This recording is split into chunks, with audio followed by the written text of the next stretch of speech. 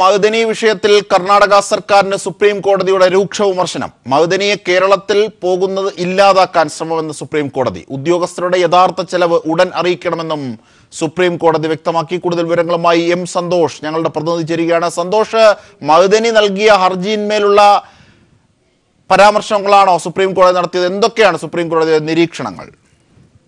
അജിംഷാദ് മകന്റെ വിവാഹത്തിൽ പങ്കെടുക്കാനും രോഗബാധിതയായ മാതാവിനെ കാണാനും കേരളത്തിലേക്ക് പോകുന്ന മദനിക്ക് സുരക്ഷാ ചെലവിലേക്കായി ഏതാണ്ട് 15 ലക്ഷത്തോളം രൂപ കെട്ടിവെക്കണമെന്ന് കർണാടക സർക്കാർ അറിയിച്ചിരുന്നു. കർണാടക സർക്കാരിന്റെ ഈ ഒരു നടപടിക്കെതിരെയാണ് മദനി സുപ്രീം കോടതിയെ സമർപ്പിച്ചത്. സുപ്രീം കോടതിയിൽ നിന്നും രൂക്ഷ വിമർശനമാണ് കർണാടക സർക്കാരിന് ഇപ്പോൾ ഏറ്റുവാങ്ങേണ്ടി വന്നിരിക്കുന്നത്. വികലാംഗനായ ഒരു മനുഷ്യരിൽ നിന്നും ഇത്രയും തുക ഈടാക്കുന്നത് എങ്ങനെയാണ് എന്ന് സുപ്രീം കോടതി ചോദിച്ചു. അതോടൊപ്പം തന്നെ നേരത്തെ ഈ മദനിക്ക് ജാമ്യവ്യവസ്ഥയിൽ ഇളവ് അനുവദിക്കുന്ന സമയത്ത് ന്യായമായ തുക മാത്രമേ ഈടാക്കാൻ പാടുള്ളൂ എന്ന് സുപ്രീം കോടതി ഉത്തരവിട്ടിരുന്നു.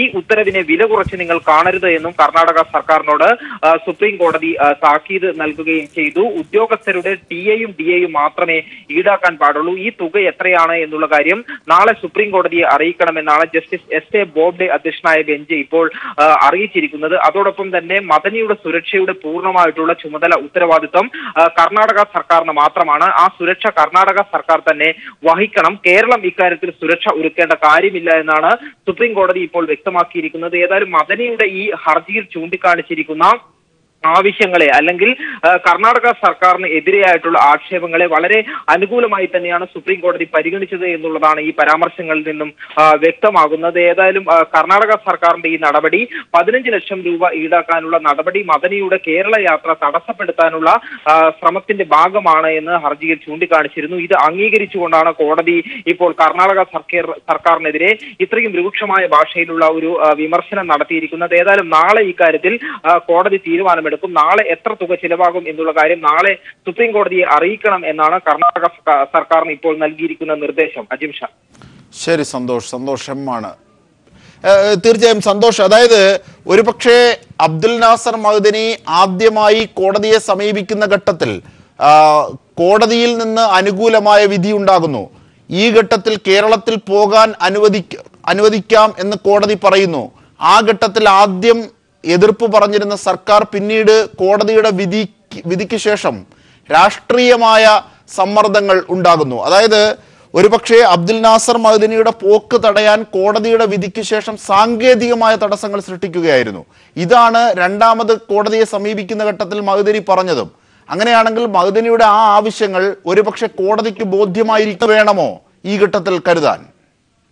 അജിംഷാദ്, ഈ കേസിന്റെ ആദ്യഘട്ടം മുതൽക്ക് തന്നെ മദനിയുടെ കേരളത്തിലേക്കുള്ള യാത്ര തടസ്സപ്പെടുത്താൻ കർണാടക സർക്കാർ ശ്രമം നടത്തിയിരുന്നു. ആദ്യഘട്ടത്തിൽ ഈ മാതാവിനെ രോഗബാധിതയായ മാതാവിനെ കാണണമെന്നും മകന്റെ വിവാഹത്തിൽ പങ്കെടുക്കണമെന്നും ഈ 2 ആവശ്യങ്ങൾ ഉന്നയിച്ച് കേരളത്തിലേക്ക് പോകാൻ അനുവദിക്കണമെന്നാണ് മദനി ആവശ്യപ്പെട്ടിരുന്നത്. എന്നാൽ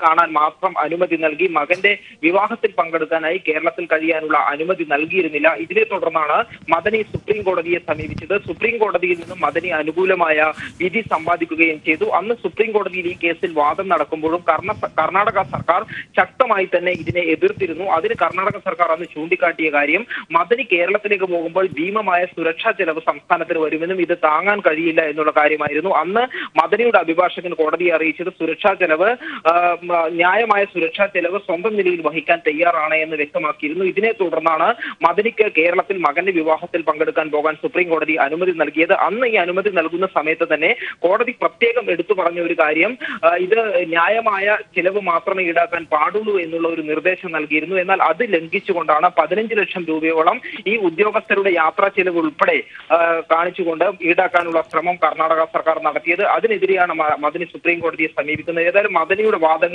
ഏതാണ്ട് സുപ്രീം കോടതി അംഗീകരിച്ചിരിക്കുകയാണ്.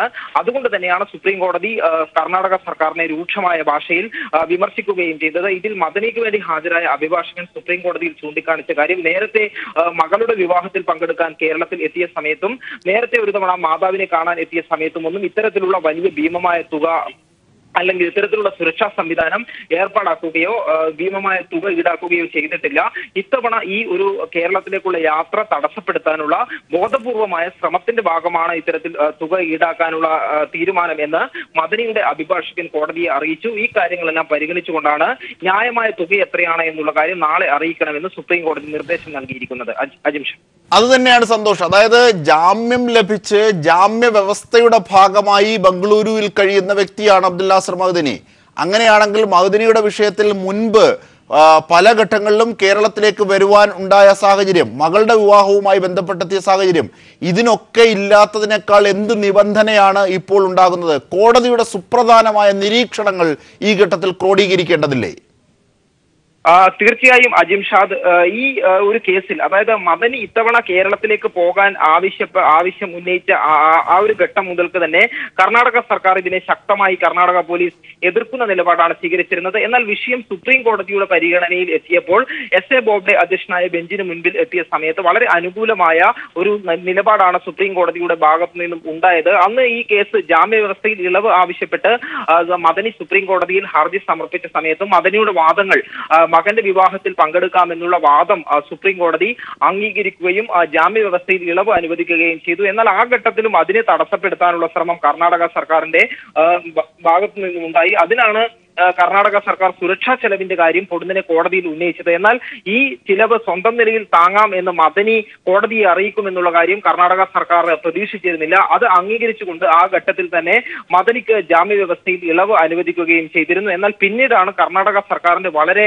തന്ത്രപരമായ ഒരു നീക്കമുണ്ടായത്. വലിയ തുക 15 ലക്ഷത്തോളം രൂപ കെട്ടിവെക്കണം എന്നുള്ള ആവശ്യം മുന്നോട്ട് വെച്ചത് ഇത് യാത്ര തടസ്സപ്പെടുത്തുക എന്നുള്ള ലക്ഷ്യത്തിന്റെ ഭാഗമായി തന്നെയാണ്. കാരണം ഇത് വ്യക്തമാകുന്നത് നേരത്തെ മദനി ഈ സമാന കേസിൽ തന്നെ ജാമ്യ വ്യവസ്ഥയിൽ കേരളത്തിൽ പോയ സമയത്ത് ഇത്തരത്തിലുള്ള സുരക്ഷാ സംവിധാനങ്ങളോ ഭീമമായ തുകയോ ഈടാക്കിയിരുന്നില്ല. ഇത് ഇത്തവണത്തെ ഈ ഒരു അതുകൊണ്ട് തന്നെ ഇപ്പോൾ കർണാടക സർക്കാർ അത്തരത്തിലുള്ള ഒരു നീക്കം നടത്തിയത് മദനിയുടെ യാത്ര തടസ്സപ്പെടുത്താനാണ്. ഈ കാര്യം ഇന്ന് സുപ്രീം കോടതിയിൽ മദനിയുടെ അഭിഭാഷകൻ ചൂണ്ടിക്കാണിച്ചിരുന്നു. അത് കോടതിക്ക് ബോധ്യപ്പെടുത്തുകയും ചെയ്തു. ആ സാഹചര്യത്തിലാണ് കർണാടക സർക്കാരിന് നേരെ ശക്തമായ ഭാഷയിൽ വിമർശനം കോടതി ഉന്നയിച്ചത്.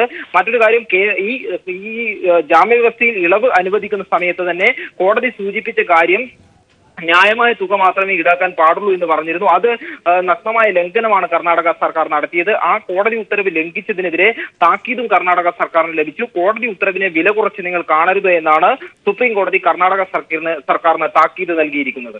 അതായത് ഈ ഘട്ടത്തിൽ, അതായത് ഇങ്ങനെ യാത്ര തടസ്സപ്പെടുത്താനുള്ള ബോധപൂർവമായ ഒരു രാഷ്ട്രീയ നീക്കം എന്ന് പറയാവുന്ന കാര്യം കർണാടക സർക്കാരിന്റെ ഭാഗത്തുനിന്നുണ്ടായ ഘട്ടത്തിൽ തന്നെ കേരളത്തിൽ നിന്നുള്ള സർക്കാർ കൃത്യമായി പറഞ്ഞു, ഇവിടുത്തെ സുരക്ഷ കൃത്യമായി ഞങ്ങൾ ഒരുക്കാൻ തയ്യാറാണ് എന്ന രീതിയിൽ കത്തുമയച്ചു മുഖ്യമന്ത്രി പിണറായി വിജയൻ. അങ്ങനെയാണെങ്കിൽ ഒരുപക്ഷെ അതേ സംബന്ധിച്ച് കോടതി പറഞ്ഞത് എന്താണ്?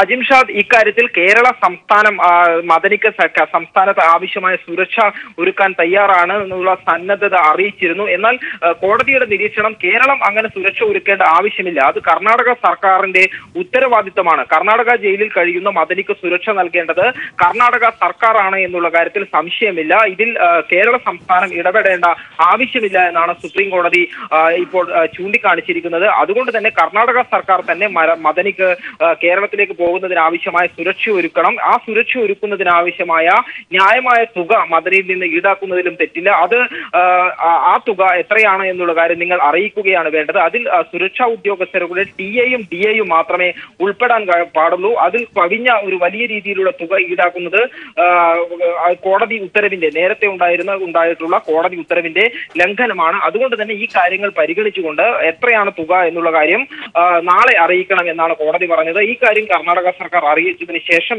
ഈ മദനിയുടെ ഹർജിയിൽ സുപ്രീം കോടതിയുടെ വിധിയുണ്ടാകും.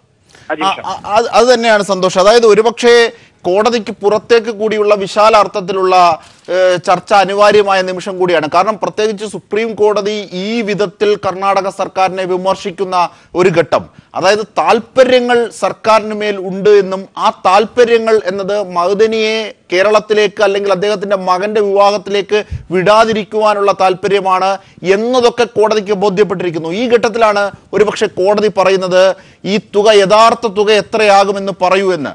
അങ്ങനെയാണെങ്കിൽ ഇനി കർണാടക സർക്കാരിന് മുമ്പിലുള്ള സാധ്യതകൾ എന്തൊക്കെയാണ്? മഅ്ദനിക്ക് മകന്റെ വിവാഹത്തിന് പങ്കെടുക്കാനാകുമോ? അജിംഷാദ് സുപ്രീം കോടതിയിൽ നിന്നും ഇന്നത്തെ ഒരു നിരീക്ഷണം പരിശോധിച്ചു കഴിഞ്ഞാൽ കോടതി പ്രധാനമായും നിരീക്ഷിച്ച ചില കാര്യങ്ങൾ വികലാംഗനായ ഒരു വ്യക്തിയോട് എങ്ങനെയാണ് ഇത്രയും തുക ഈടാക്കുന്നത് എന്നുള്ള ഒരു സംശയവും സുപ്രീം കോടതി ഉന്നയിച്ചിട്ടുണ്ട്. പ്രഥമ ദൃഷ്ട്യാ ഇന്നത്തെ സുപ്രീം കോടതിയുടെ നിരീക്ഷണങ്ങൾ ഈ 15 ലക്ഷം രൂപ ഈടാക്കുന്നത് ന്യായമല്ല എന്നുള്ള ഒരു പ്രഥമ ദൃഷ്ട്യാ നിരീക്ഷണത്തിന്റെ ഭാഗമായാണ് ഇത്തരത്തിലുള്ള പരാമർശങ്ങൾ കോടതിയുടെ ഭാഗത്ത് നിന്ന് ഉണ്ടായത് എന്നുള്ള കാര്യം വ്യക്തമാണ്. ഏതായാലും ഈ നാളെ കർണാടക സർക്കാരിന്റെ മറ്റ് വാദങ്ങൾ, അതായത് ഈ എത്ര തുക ഈടാക്കണം എന്നുള്ള കാര്യം കോടതിയെ അറിയിച്ചതിന് ശേഷം മാത്രമേ നമുക്ക് ഇക്കാര്യത്തിൽ എന്താണ് കോടതി അന്തിമമായ വിധി പറയൂ എന്നുള്ള കാര്യം അറിയാൻ കഴിയുകയുള്ളൂ. ഏതായാലും മദനിക്ക് ആശ്വസിക്കാവുന്ന ഒരു തരത്തിലുള്ള തീർച്ചയായും സന്തോഷ്, ഇപ്പോൾ നമ്മോടൊപ്പം മുതിർന്ന മാധ്യമ പ്രവർത്തകൻ കൂടിയായ ശ്രീ പി വി തോമസ് കൂടി ചേരുകയാണ്. സന്തോഷ്, ദയവായി തുടരൂ. ശ്രീ പി വി തോമസ്, അതായത് ഒരു മനുഷ്യൻ, അതായത് ഒരുപക്ഷേ കോടതി കുറ്റക്കാരനാണെന്ന് പൂർണ്ണമായും വിധിക്കാത്ത ഒരു ഘട്ടം, കുറ്റാരോപിതനാണ് എന്ന രീതിയിലേക്ക് കാര്യങ്ങൾ പുരോഗമിക്കുന്ന ഒരു ഘട്ടം, അതുമല്ല ജയിലിൽ പോലുമല്ല കഴിയുന്നത്, ജാമ്യ വ്യവസ്ഥയുടെ ഭാഗമായി ജയിലിന് പുറത്ത് ബംഗളൂരുവിൽ കഴിയുന്ന ഒരു വ്യക്തി, അങ്ങനെയുള്ള ഒരു വ്യക്തിക്ക് കോടതി അദ്ദേഹത്തിന്റെ സ്വകാര്യമായ ചടങ്ങുകൾക്ക് പോകാൻ അനുമതി നൽകിയിട്ടും പിന്നെയും കർണാടകത്തിലെ കോൺഗ്രസ് സർക്കാർ നടത്തുന്ന നീക്കങ്ങൾക്ക് ഏത് വിധത്തിലുള്ള വിമർശനമാണ് ഇന്ന് സുപ്രീം കോടതിയിൽ നിന്നും ഉണ്ടായിരിക്കുന്നത്? അതിനെ എങ്ങനെ, ഏത് പരിപ്രേക്ഷ്യത്തിലാണ് വിവക്ഷിക്കേണ്ടത്? Shri P V Thomas. കോടതിയുടെ വിമർശനം തീർച്ചയായിട്ടും തീരുമാനം വളരെ സ്വാഗതാർഹമാണ്. അങ്ങനെ തന്നെയാണ് വേണ്ടിയിരുന്നത്. യാതൊരു റിയലിസ്റ്റിക്കുമല്ലാത്ത ഒരു സംഖ്യയാണ് കർണാടകത്തിലെ കോൺഗ്രസ് ഗവൺമെന്റ് മദനിൽ കെട്ടിയേൽപ്പിച്ചത്. അത് തീർച്ചയായിട്ടും ഒരു കുറ്റവാളിയല്ല അദ്ദേഹം ആരോപിതനാണ്. അതുപോലെ തന്നെ അദ്ദേഹത്തിന് അംഗപ്രശ്നമുണ്ട്, രോഗമുണ്ട്, അദ്ദേഹത്തിന് വയസ്സുണ്ട്. അങ്ങനെ ഒരു മനുഷ്യന്റെ നേരിൽ ഇതുപോലുള്ള ഒരു അൺറിയലിസ്റ്റിക് ആയിട്ടുള്ള ഒട്ടും ഇല്ലാത്തൊരു അടിച്ചേൽപ്പിച്ചത് തീർച്ചയായിട്ടും അദ്ദേഹത്തെ പോകുന്നതിൽ നിന്നും വിലക്കുവാൻ വേണ്ടിയാണ്. അത് അദ്ദേഹത്തിന്റെ മനുഷ്യാവകാശത്തോടുള്ള ഒരു ചോദ്യം തന്നെയാണ്, വെല്ലുവിളി തന്നെയായിരുന്നു. അത് കണ്ടറിഞ്ഞുകൊണ്ടാണ് സുപ്രീം കോടതി ഇങ്ങനെ ഒരു തീരുമാനമായിട്ട് വന്നിരിക്കുന്നത്. ഏതായാലും നാളെ കൂടി നമുക്കറിയാം എത്രമാത്രം റിയലിസ്റ്റിക് ആയിട്ടുള്ള തുകയായിരിക്കാം പറയാൻ പോകുന്നത്. ഇത് ശരിക്കും പറഞ്ഞു കഴിഞ്ഞാൽ ഗവൺമെന്റ് കൊടുക്കേണ്ടതാണ്. ഗവൺമെന്റ് ചെലവിൽ അദ്ദേഹത്തെ അവിടെ എത്തിക്കുകയും അങ്ങനെ അദ്ദേഹത്തിന് ചടങ്ങിൽ പങ്കെടുക്കുവാൻ സാധിക്കുകയും ഇതിനുള്ള ഇടപാടുകൾ ചെയ്തു കൊടുക്കേണ്ടതാണ്. അത് ചെയ്തു കൊടുത്തില്ല എന്നുള്ളത് മാത്രമല്ല, ഇതുപോലെ വലിയൊരു ഭീമമായ തുക അദ്ദേഹത്തിന് കെട്ടിയേൽപ്പിച്ച് തീർച്ചയായിട്ടും അദ്ദേഹത്തിന്റെ മനുഷ്യാവകാശത്തോടുള്ള ഒരു വെല്ലുവിളിയാണ്. അതാണ് ശ്രീ പി വി തോമസ്, അതായത് BJP സർക്കാരിന് ഇല്ലാത്ത തരത്തിലുള്ള ഒരു ഇടപെടൽ എങ്ങനെയാണ് കർണാടകത്തിലെ കോൺഗ്രസ് സർക്കാരിന് ഉണ്ടാകുന്നത്? ഒരുപക്ഷെ BJP രാഷ്ട്രീയ സമ്മർദ്ദങ്ങൾ, അവർ രൂപപ്പെടുത്തിയ രാഷ്ട്രീയ സമ്മർദ്ദങ്ങൾക്ക് സ്വാഭാവികമായ യുക്തി നമുക്ക് വേണമെങ്കിൽ നിരീക്ഷിക്കാമായിരുന്നു. പക്ഷേ ഇവിടെ കോൺഗ്രസ് സർക്കാരാണ് കർണാടക ഇപ്പോൾ ഭരിക്കുന്നത്. ആ കോൺഗ്രസ് സർക്കാരിന്റെ ഇടപെടലുകളാണ് നടത്തുന്നത്. നോക്കൂ പി വി തോമസ്, അതായത് കോടതിയുടെ ഉദ്ദേശം എന്ത് എന്ന് മനസ്സിലായി.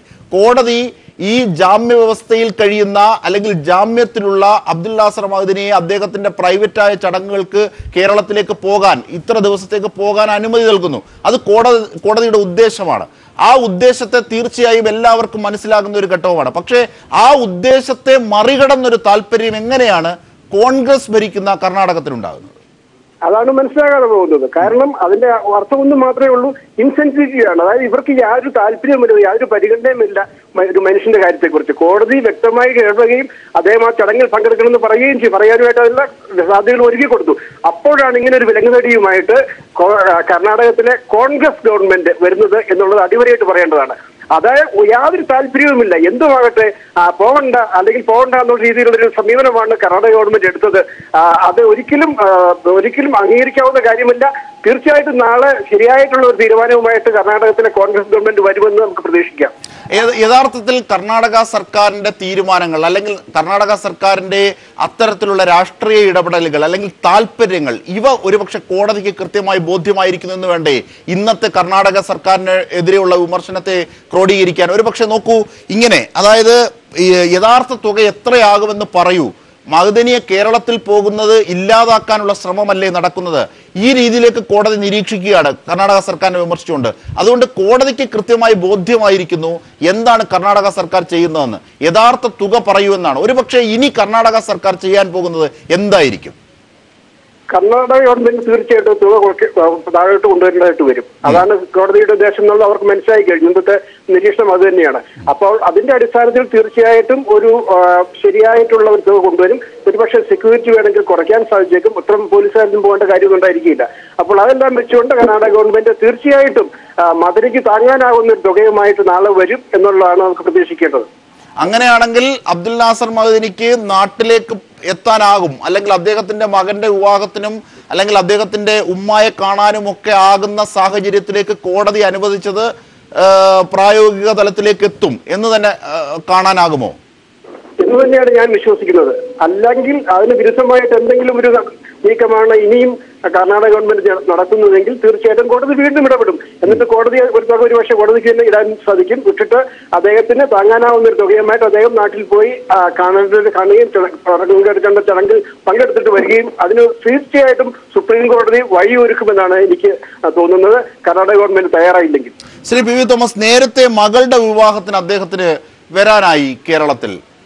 ആ ഘട്ടത്തിൽ ഒന്നുമില്ലാത്ത ഒരു തുക, ആ ഘട്ടത്തിൽ ഒന്നുമില്ലാത്ത ഒരു സുരക്ഷാ ചുമതല അല്ലെങ്കിൽ സുരക്ഷാ ചിലവ് എങ്ങനെയാണ് ഇപ്പോൾ വരുന്നത്? എനിക്കറിയില്ല എന്തുകൊണ്ടാണ് ഇങ്ങനെ ഒട്ടും പ്രാക്ടിക്കൽ അല്ലാത്ത ഒരു തുക ഇങ്ങനെ ഫിക്സ് ചെയ്യുന്നതും ഇത്രമാത്രം സന്നാഹത്തോടെ വരണമെന്നും എല്ലാം ഗവൺമെന്റ് വന്നത്. തീർച്ചയായിട്ടും വേണ്ടെന്ന് പറയാൻ തടവിടാൻ വേണ്ടിയായിരുന്നു. അതിന്റെ പിന്നിലുള്ള രാഷ്ട്രീയമോ ചേതവിഹാരമോ എനിക്ക് മനസ്സിലാക്കുവാൻ സാധിക്കുന്നില്ല കർണാടകത്തിലെ ഒരു കോൺഗ്രസ് ഗവൺമെന്റിൽ നിന്നും. അപ്പോൾ ഒന്നെങ്കിൽ ഇതിലൊന്നും മനസ്സപ്ലൈ ചെയ്യുന്നില്ല, അല്ലെങ്കിൽ വേണ്ട ഇദ്ദേഹം പോകണ്ട, ഇവിടെ കിടക്കട്ടെ, അല്ലെങ്കിൽ എന്താണ് ഇതിന്റെ രാഷ്ട്രീയം. തീർച്ചയായിട്ടും കോടതി അദ്ദേഹം പങ്കെടുക്കട്ടെ എന്നുള്ള മനസ്സോടെയാണ് കോടതി ഇങ്ങനെയുള്ള അനുവദിച്ചത്, അദ്ദേഹത്തെ സമ്മതിച്ചത്. പക്ഷെ അവിടെ ഒരു സർക്കാർ, ജനാധിപത്യ സർക്കാർ ഒരു പൗരന്റെ അവകാശങ്ങളിൽ കൈവയ്ക്കുകയാണ് ചെയ്യുന്നത്. അതിന്റെ രാഷ്ട്രീയം എനിക്ക് മനസ്സിലാകുന്നില്ല, അതിന്റെ മനുഷ്യത്വപരമായുള്ള ചേതവകാരം മനസ്സിലാകുന്നില്ല. അതുകൊണ്ട് ഇതിന് തീർച്ചയായിട്ടും എല്ലാവരും അപലപിക്കുകയും കർണാടക ഗവൺമെന്റിന്റെ സമീപത്തെ തീർച്ചയായിട്ടും തിരുത്തുവാൻ അവർ തയ്യാറാകുകയും ചെയ്യണം. അതാണ്, അതായത് ജയിലിൽ കഴിയുന്ന ഒരാളാണെങ്കിൽ സ്റ്റേറ്റ് ഇത്തരത്തിലൊരു താല്പര്യം പ്രകടിപ്പിക്കുകയാണെങ്കിൽ നമുക്ക് മനസ്സിലാക്കാം.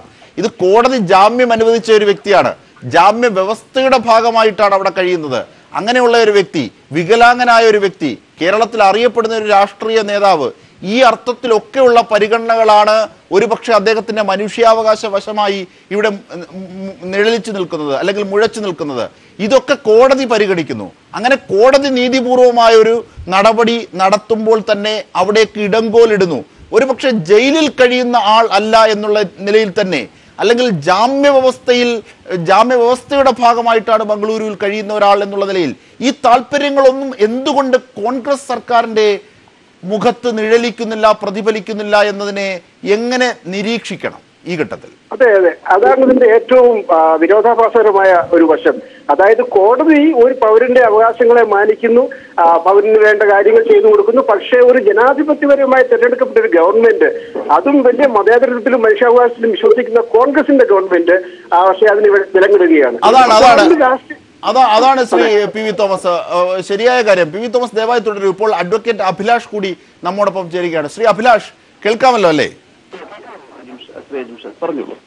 അതായത് താങ്കൾ ദില്ലി കേന്ദ്രീകരിച്ച് പ്രാക്ടീസ് ചെയ്യുന്ന ഒരു അഭിഭാഷകൻ കൂടിയാണ്. ഒരു പക്ഷേ ഇങ്ങനെ ഒരു കോടതി ഇത്തരത്തിൽ ജാമ്യവ്യവസ്ഥയിൽ ഇളവ് അല്ലെങ്കിൽ ജാമ്യവ്യവസ്ഥയുടെ ഭാഗമായി ബംഗളൂരുവിൽ കഴിയേണ്ടി വരുന്ന ഒരാൾ, ഇത്രയേറെ വികലാംഗനായ ഒരാൾ, ശാരീരികമായ പ്രശ്നമുള്ള ആൾ, രാഷ്ട്രീയമായി പ്രാധാന്യമുള്ള ആൾ, ഇത്ര നാളായി ജയിലിൽ കഴിയുകയും ഇത്ര നാളായി നിയമ പോരാട്ടത്തിന്റെ ഭാഗമായി പുറം ലോകം കാണാതിരിക്കുകയും ചെയ്യുന്ന ഒരാൾ, അങ്ങനെ ഒരാളിനെ കോടതി ഇടപെട്ട് പോകാൻ അനുവദിച്ചിട്ടും കോടതിയുടെ ഉദ്ദേശത്തെ മറികടക്കുന്ന ഒരു രാഷ്ട്രീയ താല്പര്യം, അത് ജുഡീഷ്യറി എങ്ങനെയാകും കാണുക? തുടർന്നും ഈ വിമർശനത്തിന്റെ പശ്ചാത്തലത്തിൽ കൂടി. അല്ല, ഇന്നത്തെ വിമർശനം എന്ന് പറഞ്ഞത് ഒരു വളരെ ക്ലിയർ ആയിട്ടുള്ള ഒരു വാർണിംഗ് ആണ് കർണാടക സർക്കാരിന് ഇപ്പോൾ കൊടുത്തിരിക്കുന്നത് അതുവഴി. അപ്പൊ നാളെ തീർച്ചയായിട്ടും കോടതിയുടെ ആ സന്ദേശത്തിന്റെ തീവ്രത മനസ്സിലാക്കി നിയമത്തിന്റെ മുൻപിൽ തലകുനിക്കാൻ കർണാടക സർക്കാർ നിർബന്ധിതമാകും. ഇത് കാര്യം വളരെ വ്യക്തമാണ്. കോടതി പറഞ്ഞിട്ടും ജാമ്യം അനുവദിച്ചിട്ടും നാട്ടിലേക്ക് പോകുവാനുള്ള പെർമിഷൻ കൊടുത്തിട്ടും മറ്റെന്തൊക്കെയോ കാരണങ്ങളാൽ ഞങ്ങളത് അനുവദിക്കില്ല, അതിനെങ്ങനെയെങ്കിലും തടയിടുമെന്നുള്ള ഒരു രാഷ്ട്രീയ ലക്ഷ്യം, അത് ഒരുപക്ഷെ രാഷ്ട്രീയ നേതൃത്വത്തിൽ നിന്ന് വരുന്നതാകാം, ഒരുപക്ഷെ ഇൻസ്റ്റിറ്റ്യൂഷനിൽ നിന്നും ബ്യൂറോക്രസിയിൽ നിന്നും വരുന്നതാകാം. സി അജിംഷാദ്, നാം മനസ്സിലാക്കേണ്ടത് നമ്മുടെ നിയമത്തിന്റെ കണ്ണില്, അതാണ് നമ്മുടെ നിയമത്തിന്റെ ഏറ്റവും വലിയ അടിത്തറ എന്ന് പറയുന്നത്. വിചാരണ നടത്തി കുറ്റക്കാരനെന്ന് കോടതി കണ്ടെത്തുന്നവരെയും കുറ്റാരോപിതൻ മാത്രമാണ്. നിയമത്തിന്റെ കണ്ണുകളിൽ അദ്ദേഹം പരിപൂർണമായിട്ടും അദ്ദേഹം ഇന്നസെന്റ് ആണ്. അങ്ങനെ ഒരു അവസരത്തിൽ വിചാരണ തടവുകാരനായി ശിക്ഷ മുഴുവൻ തോളിലേറ്റു വാങ്ങാൻ വിധിക്കപ്പെട്ട ഒരു മനുഷ്യൻ, പ്രായോഗികമായി അതായിരുന്നല്ലോ അദ്ദേഹത്തിന്റെ സഫറിങ് കഴിഞ്ഞ കാലഘട്ടത്തിലെല്ലാം. അപ്പൊ അദ്ദേഹത്തിന് നാട് സന്ദർശിക്കുവാൻ വേണ്ടി കോടതി പെർമിഷൻ കൊടുക്കുമ്പോൾ വളരെ ഇതിന് പറയുന്നത് ഒരു കളറബിൾ ഡിസിഷൻ എന്നാണ്. നിയമത്തിനെ എന്തെങ്കിലുമൊക്കെ കീറാമുട്ടികൾ പറഞ്ഞ് നിർദ്ദേശം എന്ന് പറഞ്ഞാൽ നിയമമാണ്. ആ നിയമത്തിനെ മറികടക്കുവാനുള്ള ശ്രമം എന്ന് പറഞ്ഞാൽ തീർത്തും നിയമവിരുദ്ധമാണ്. സന്ദേശം വളരെ വ്യക്തമാണ്. കോടതിയുടെ സന്ദേശം വളരെ വ്യക്തമാണ്. നാളെ അത് അവര് കംപ്ലൈ ചെയ്യും. TA മാത്രം കോടതിയുടെ മുമ്പിൽ സമർപ്പിക്കുവാനും അതിന്റെ അടിസ്ഥാനത്തിൽ ഈ ഭീമമായ തുക 14 ലക്ഷം എന്നൊക്കെ പറഞ്ഞു കഴിഞ്ഞാൽ ആർക്കും ബെയർ ചെയ്യാനൊക്കുന്നതല്ല. അപ്പൊ ഈ നിയമവിരുദ്ധമായിട്ടുള്ള ഈ നിലപാട് തീർച്ചയായിട്ടും അത് നിയമത്തിന്റെ മുമ്പിൽ തലകുനിക്കേണ്ടി വരും, ബോ ഡൗൺ ചെയ്യേണ്ടി വരും. നാളെ കർണാടകം അതാണ് ശ്രീ അഭിലാഷ്, താങ്കളുടെ നിയമ പരിജ്ഞാനവും നിയമപരമായ പരിണിത പ്രജ്ഞതയും ഒക്കെ വെച്ചുകൊണ്ട്, അതായത് കോടതിക്ക് ബോധ്യമായോ കർണാടക സർക്കാരിന്റെ രാഷ്ട്രീയ കളികൾ? അതാണോ ഇന്നത്തെ വിമർശനത്തിന് നിഴലിച്ചത്? അങ്ങനെയാണെങ്കിൽ തുടർന്നുള്ള ദിവസങ്ങളിൽ കോടതി ഏത് വിധത്തിലായിരിക്കും നിയമപരമായി തീരുമാനങ്ങൾ എടുക്കുക? ഒരു പക്ഷേ കർണാടക സർക്കാരിന്റെ സമീപനം നിയമത്തോടുള്ള അവരുടെ ബഹുമാനം വ്യക്തമാക്കുന്നതല്ല. അതിനെന്തൊക്കെയോ രാഷ്ട്രീയപരമായോ ബ്യൂറോക്രാറ്റിക് ആയിട്ടുള്ള എന്തൊക്കെയോ ദുരുദ്ദേശമുണ്ട്. ഈ ജഡ്ജിമാരെ സംബന്ധിച്ചിടത്തോളം എല്ലാ ദിവസവും അവരിങ്ങനെയുള്ള കേസുകൾ കേൾക്കുന്നതാണ്, അവർ അങ്ങനെയുള്ള കേസുകൾ തീരുമാനിക്കുന്നതാണ്.